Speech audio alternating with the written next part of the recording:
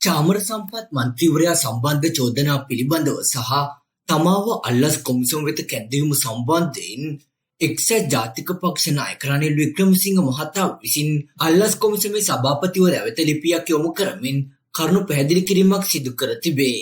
රනිල් වික්‍රමසිංහ මහතා යොමු කළ ලිපියේ සඳහන් වන්නේ පාර්ලිමේන්තු මන්ත්‍රී චාමර සම්පත් දසනායකගේ බිරිඳ විසින් පසුගිය අප්‍රේල් මාස 10 වනදා තමාගෙන් උපදෙස් පතා ඇමතුමක් ලබා දුන් බවයි. ඒ අමාත්‍ය සමන්ත විද්‍යාරත්න මහතාගේ ප්‍රකාශයකින් මන්ත්‍රීවරයාගේ පාර්ලිමේන්තු වරප්‍රසාද උල්ලංඝනය වීමක් සිදු වී ඇද්ද යන්න විමසමින් බවයි රනිල් වික්‍රමසිංහ මහතා පෙන්වා දෙන්නේ. මීට අමතරව අල්ලස් කොමිසමේ දැනුම් දීමකින් අනුව ලබා දුන් දිනට පෙනී සිටීමේ ගැටලුවක් ඇති බවද තමා අල්ලස් කොමිසමට ලිඛිතව දැනුම් දුන් බව හිටපු ජනාධිපතිතුමා පවසා සිටී. කෙසේ වෙතත් එම ලිපිය තමන් දුටු බව ජනාධිපතිතුමා මහජන රැළියකදී සඳහන් කිරීම සම්බන්ධයෙන්ද රනිල් වික්‍රමසිංහ අල්ලස් කොමිසමේ සභාපතිවරයාගේ අවධානයට ලක් කර තිබේ. මේ පිළිබඳව පැහැදිලි කිරීමක් ලබා දෙන ලෙස තම නීතිඥයන් මේ සම්බන්ධයෙන් අල්ලස් කොමිසම සමග ඉදිරියේදී නීතිමය කටයුතු සිදු කරනු ඇති බවත් එම ලිපියේ සඳහන් වෙයි.